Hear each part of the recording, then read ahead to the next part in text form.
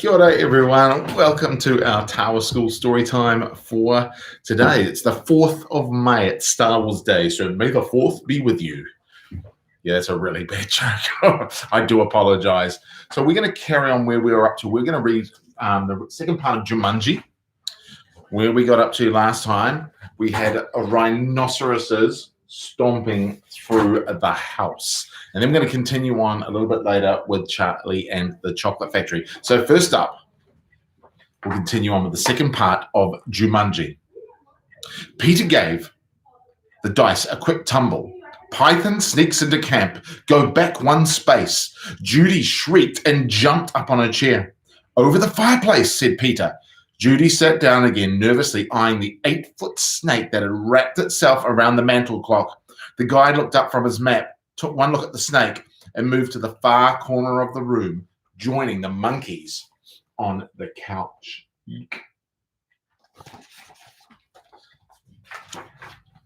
Judy took her turn and landed on a blank space. Her brother took the dice and rolled a 3. Oh no, he moaned. Volcano erupts. Go back 3 spaces. The room became warm and started to shake a little. Molten lava poured from the fireplace opening. It hit the water on the floor and the room filled with steam. Judy rolled the dice and moved ahead. Discover shortcut. Roll again. Oh dear, she cried. Judy saw the snake unwrapping itself from the clock. If you roll a 12, you can get out of the jungle, said Peter.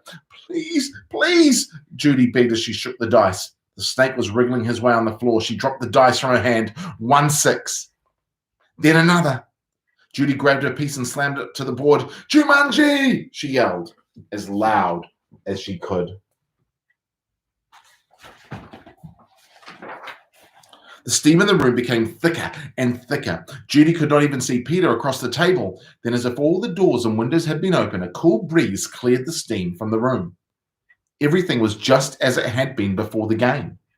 No monkeys, no guide, no water, no broken furniture, no snake, no roaring lion upstairs, or rhinos. Without saying a word to each other, Peter and Judy threw the game into its box. They bolted out the door, ran across the street to the park, and dropped the game under a tree. Back home, they quickly put all their toys away, but both children were too excited to sit quietly, so Peter took out a picture puzzle. As they fit the pieces together, their excitement slowly turned to relief and then exhaustion, and with the puzzle half done, Judy and Peter fell sound asleep on the sofa. Wake up, dears, Mother called. Judy opened her eyes. Mother and Father had returned and their guests were arriving. Judy gave Peter a nudge to wake him. Yawning and stretching, they got to their feet. Mother introduced him to some of the guests, then asked, Did you have an exciting afternoon? Oh, yes, said Peter. We had a flood, a stampede, a volcano. I got sleeping sickness and... Peter was interrupted by the adults' laughter. Whoa, well, said Mother. I think you should both go sleep. I think you've both got sleeping sickness. Why don't you go upstairs and put your pajamas on? Then you can finish your puzzle and have some dinner.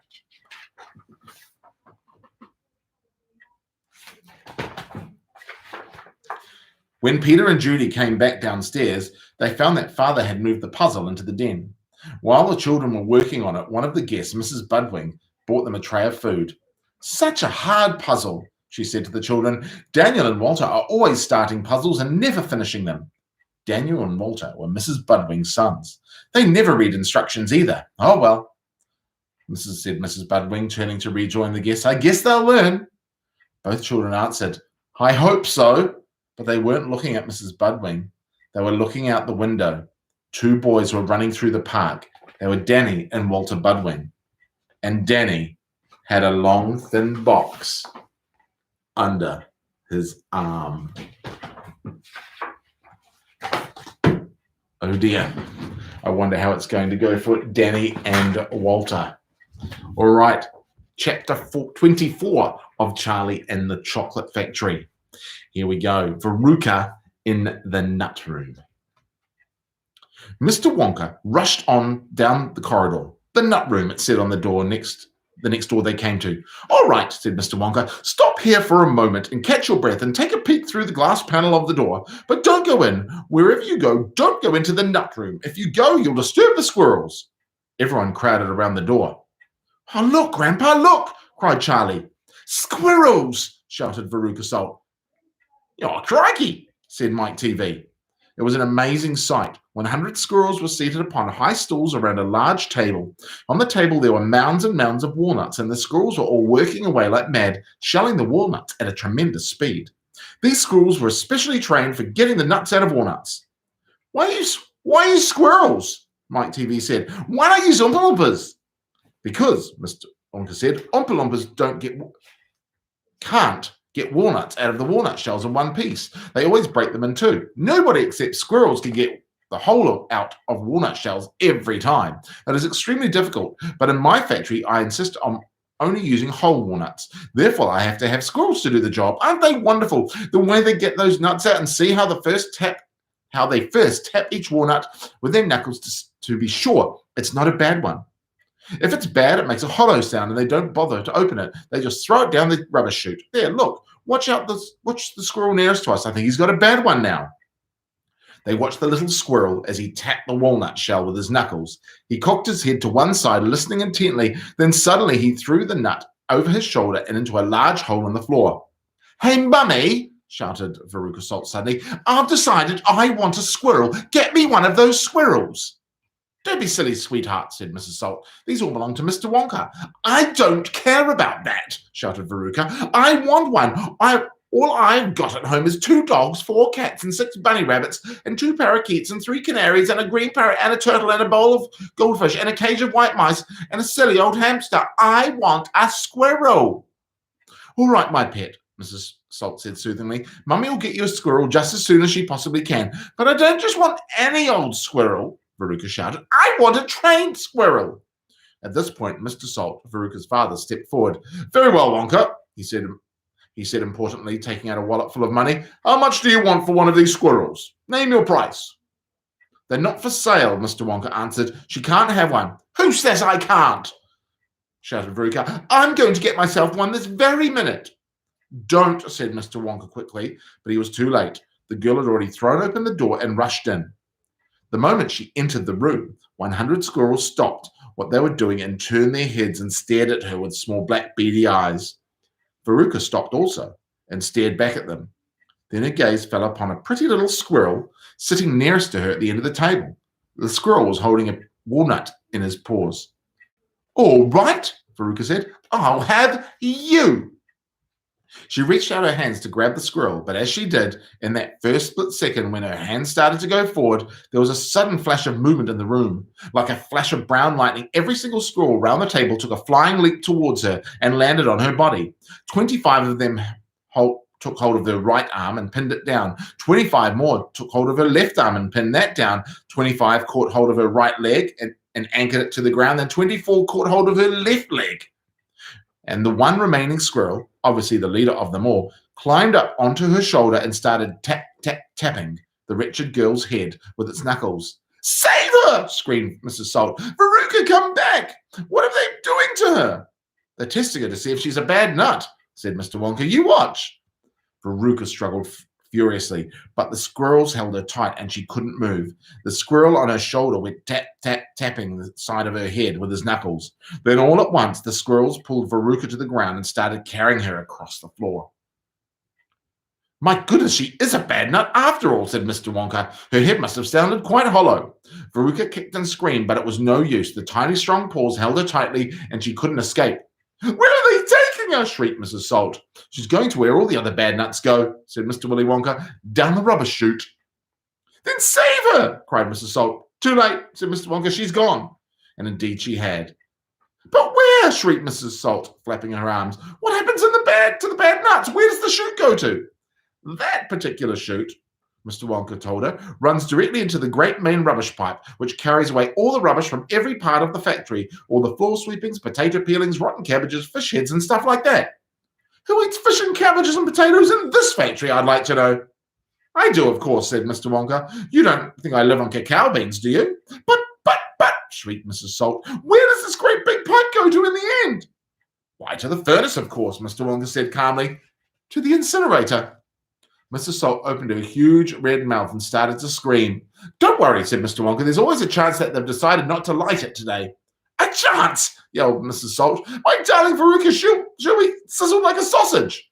"Quite right, my dear," said Mrs. Salt. "Now you see here, Wonka, I think you've done just a shade far. You've gone a shade too far this time. I do indeed. My daughter might be a bit of a frump, I don't mind admitting it, but that doesn't mean you can roast her to a crisp. I am, and extremely cross about this. I really am."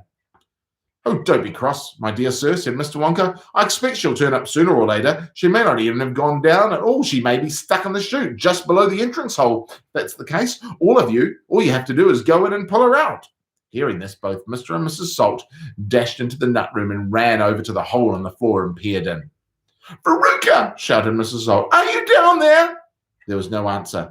Mrs. Salt bent further toward it to get a closer look. She was now kneeling right on the edge of the hole, with her head down and her enormous behind sticking up in the air like a giant mushroom. It was a dangerous position to be in. She only needed just a tiny little push, a gentle nudge in the right place, and that is exactly what the squirrel gave her. Over she toppled into the hole head first, screeching like a parrot. "Good gracious me!" said Mr. Salt as he watched his fat wife go tumbling down the hole. What a hole! What a lot of rubbish there's been going down today." He saw her disappearing into the darkness. "What's it like down there, Angina?" he called out. He leaned further forward. The squirrels rushed up behind him. "Help!" he shouted. But he was already toppling forward, and down the chute he went, just as his wife had done before him, and his daughter. "Oh dear!" cried Charlie, who was watching with the others through the door. "What on earth's going to happen to them now?" "I expect someone will catch them at the bottom of the chute," said Mr. Wonka. "What about the great fiery incinerator?" asked Charlie. "Only like that every other day," said Mr. Wonka. "Perhaps this is one of those days that they let it go out. You never know. They might be lucky." "Shh," said Grandpa Joe.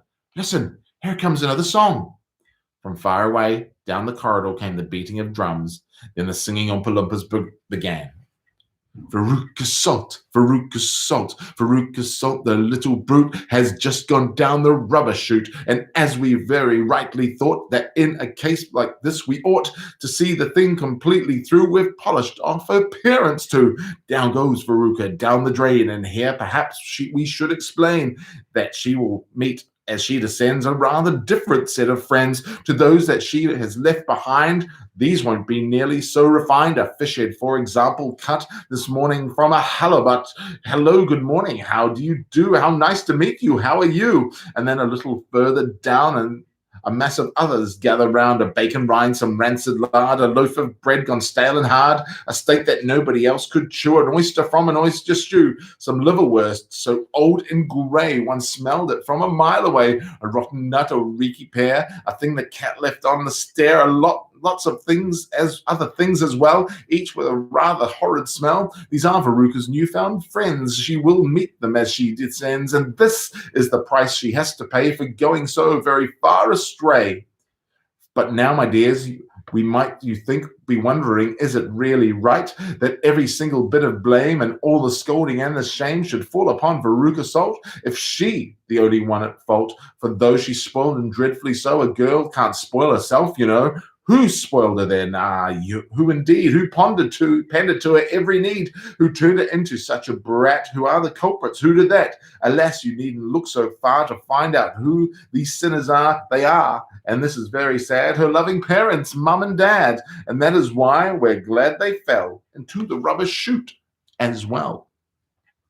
Chapter 25, The Great Glass Lift. "I've never seen anything like it," cried Mr. Wonka. "The children are disappearing like rabbits, but you mustn't worry about it. They'll all come out in the wash." Mr. Wonka looked at the little group that stood beside him in the corridor. There were only 2 children left now, Mike TV and Charlie Bucket, and there were 3 grown-ups, Mr. and Mrs. TV and Grandpa Joe. "Shall we move on?" Mr. Wonka asked. "Oh, yes," cried Charlie and Grandpa Joe, both together. "My feet are getting tired," said Mike TV. "I want to watch TV." "If you're tired, then we'd better take the lift," said Mr. Wonka. "It's over here. Come on, in we go." He skipped across the passage to a pair of double doors. The doors slid open. The 2 children and the grown-ups went in. "Now then," cried Mr. Wonka, "which button shall we press first? Take your pick." Charlie Bucket stared around him in astonishment. This was the craziest lift he had ever seen. There were buttons everywhere. The walls and even the ceiling were covered, all over the rows and rows of small black push buttons. There must have been 1,000 of them on each wall and another 1,000 on the ceiling. And now Charlie noticed that every single button had a tiny printed label beside it telling him room you'd be taken to if you pressed it. This isn't just an ordinary up and down lift, announced Mr. Wonka proudly. This lift can go sideways, long ways, slant ways, and any other ways you can think of. It can visit any single room in the whole factory, no matter where it is. You simply press the button and zing, you're off. Fantastic, murmured Grandpa Joe. His eyes were shining with excitement as he stared at the rows of buttons. This whole lift is made of thick, clear glass, Mr. Wonka declared. Walls, doors, ceiling doors, everything is made out of glass so you can see out. But there's nothing to see, shouted Mike TV. Choose a button, said Mr. Wonka. The two children may press one button each, so take your pick. Hurry up, in each room something delicious and wonderful is being made. Quickly, Charlie started reading some of the labels alongside the buttons. The Rock Candy Mine, 10,000 feet deep, it said on one. Coconut ice skating rinks, it said on another. Then strawberry juice water pistols, toffee apple trees for planting out in your garden, all sizes, exploding sweets for your enemies, luminous lollies for eating in bed at night, mint jujubes for the boy next door, they'll give him green teeth for a month, cavity-filling caramels, no more dentists, stick jaw for talkative parents, wriggle sweets that wriggle delightfully in your tummy after swallowing, invisible chocolate bars for eating in class, sugar-coated pencils for sucking, fizzy lemonade swimming pools, magic hand fudge, when you hold it in your hands, you taste it in your mouth. Rainbow drops, suck them, and you can spit in 6 different colors. Come on, cried Mr. Wonka. We can't wait all day. Isn't there like a television room in all of this lot? Asked Mike TV. Certainly there's a television room, said Mr. Wonka. That button over there, he pointed with his finger. Everybody looked. Television chocolate, it said on the tiny label beside the button. Whoopee! Shouted Mike TV. That's for me. He stuck out his thumb, pressed the button, and instantly there was a tremendous whizzing noise. The doors clanged shut, and the lift leapt away as though it had been stung by a wasp. But it leapt sideways, and all the passengers except Mr. Wonka, who was holding onto a strap from the ceiling, were flung off their feet onto the floor. Get up, cried Mr. Wonka, roaring with laughter. But just as they were staggering to their feet, the lift changed direction and swerved violently round a corner, and over they went once more. Help! Shouted Mrs. TV. Take my hand, madam, said Mr. Wonka gallantly. There you are. Now grab a strap. Everybody grab a strap. The journey's not over yet. Old Grandpa Joe staggered to his feet and caught hold of a strap. Little Charlie, who couldn't possibly reach as high as that, put his arms around Grandpa Joe's legs and hung on tight. The lift rushed on at the speed of a rocket. Now it was beginning to climb. It was shooting up and up and up on a steep, slanty course as it was climbing a very steep hill. Then suddenly, as though it had come to the top of the hill and gone over a precipice, it dropped like a stone, and Charlie felt his tummy coming out of his throat. And Grandpa shouted, Yippee, here we go! And Mrs. TV shouted, the rope is broken, we're going to crash! And Mr. Wonka said, calm yourself, my dear lady, and patted her comfortingly on the arm. And then Grandpa Joe looked down at Charlie, who was clinging to his legs, and said, are you all right there, Charlie? Charlie shouted, I love it, it's like being on a roller coaster. And through the glass walls on the lift, as it rushed along, they caught sudden glimpses of strange and wonderful things going on in some of the outer rooms. An enormous spout with brown sticky stuff oozing out from the floor. A great craggy mountain made entirely of fudge with Oompa Loompas all roped together for safety, hacking huge chunks of fudge out of its sides. A machine with white powder spraying out of it like snowstorm. A lake of hot caramel with steam coming off it. A village of Oompa Loompas with tiny houses and streets and hundreds of Oompa Loompa children no more than 4 inches high playing in the streets. And now the lift began flattening out again, but it seemed to go faster than ever. And Charlie could hear the scream of the wind outside as it hurtled forward, and it twisted, and it turned, and it went up, and it went down. I'm going to be sick, yelled Mrs. TV, turning green in the face. Please don't be sick, said Mr. Wonka. Try and stop me, shouted Mrs. TV. Then you better take this, said Mr. Wonka, and he swept off his magnificent black top hat off his head and held it upside down in front of Mrs. TV's mouth. Make this awful thing stop, ordered Mr. TV. Can't do that, said Mr. Wonka. It won't stop till we get there. I only hope no one was using the other lift at this moment. What other lift? Shouted Mrs. TV. The one that goes the opposite way on the same track as this one. Holy mackerel, cried Mr. TV. You mean we might have a collision? I've always been lucky so far, said Mr. Wonka. Now I am going to be sick, yelled Mrs. TV. No, said Mr. Wonka. Not now. You're nearly there. Don't spoil my hat. The next moment, there was a screaming of brakes, and the lift began to slow down. Then it stopped altogether. Something right, said Mr. TV, wiping his great sweaty face with a handkerchief. Never again, gasped Mrs. TV. And then the doors of the lift slid open, and Mr. Wonka said, just a minute now, listen to me. I want everybody to be very careful in this room. There is dangerous stuff around in here, and you must not tamper with it. Chapter 26 is the television chocolate room. And we're going to read that again we'll continue reading with that tomorrow. All right. Well, I hope you have a great day, everybody. Go hard on your learning from home, and we'll catch up next time, which is tomorrow on the 5th of May. Ka kite anō.